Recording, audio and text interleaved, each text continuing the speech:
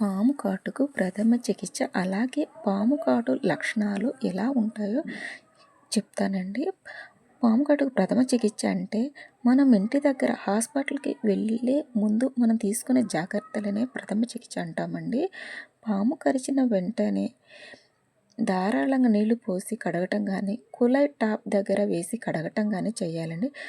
అది తర్వాత శుభ్రమైన గుడ్డ తీసుకొని గాయాన్ని తుడవాలండి. కంగారు పడవద్దని, అలాగే ప్రశాంతంగా ఉండమని చెప్పాలండి. ధైర్యం కోల్పోవద్దని కూడా చెప్పాలి. మీకు ఏమీ అవ్వదు, మీకు త్వరగా హాస్పిటల్ తీసుకెళ్తామని ఇలా ధైర్యం చెప్పాలండి.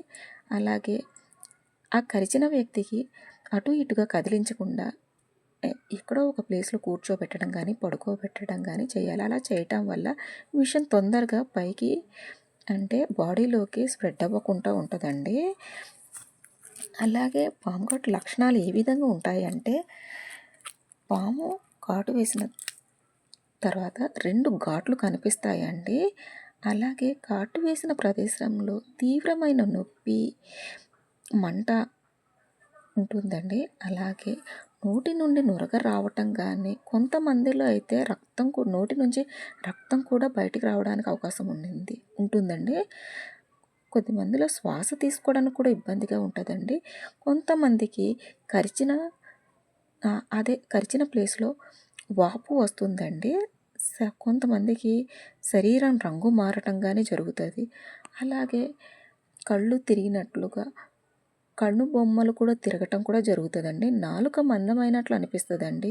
కొంతమందికి కండరాలు బిగుతుగా అంటే గట్టిగా అయిపోయినట్లు అనిపిస్తుంది. అదే తిరగటం వల్ల కొంతమందికి పైకి అంటే కాలు దగ్గర కరిసిందనుకో, అది శరీరం అంతా పాకి పై వరకు వస్తున్నట్లు అనిపిస్తుందండి. కొంతమంది అయితే స్పృహ అంటే కాన్షియస్ లేకుండా కోమాలోకి వెళ్ళిపోతూ ఉంటారండి. అలాగే ఉంటే మాత్రం చాలా ప్రమాదం అండి. వాళ్ళకు మీరు పడుకోవద్దు, నిద్రపోవద్దు, కొంచెం మేలుకో ఉండమనేసి వాళ్ళకి మాట్లాడిపించాలి, కానీ వాళ్ళని మాట్లాడకుండా చూసుకోవాలండి. అదే విధంగా మనం కొంతమంది ఇంటి దగ్గరే ఉన్నాము, నాటు వైద్యం చేద్దాము, పసర మందు పోద్దాము, పసర మందు తాగిద్దామని చేస్తూ ఉంటారు. అలా అస్సలు చేయకూడదండి. ఇంకొంతమంది కాటు వేసిన ప్లేస్లో కట్ చేస్తే రక్తం బయటికి పోవడం వల్ల విషం బయటికి వస్తుంది అనేసి చేస్తూ ఉంటారండి.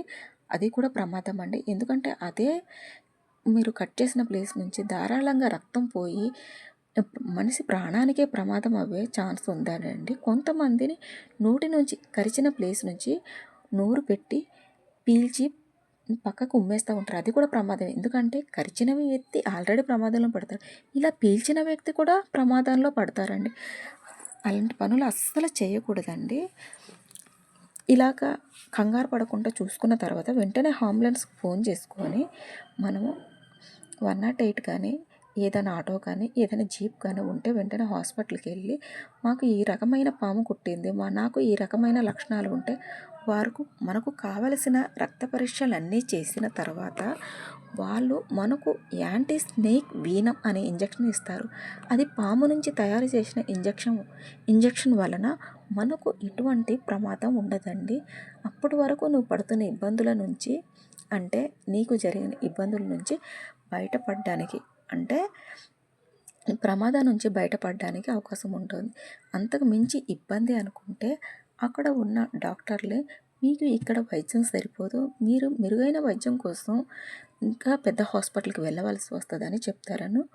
సాధ్యమైనంత వరకు వాళ్ళ చేయవలసిందే మొదట ఫస్ట్ ఎయిడ్ అయితే చేస్తారు.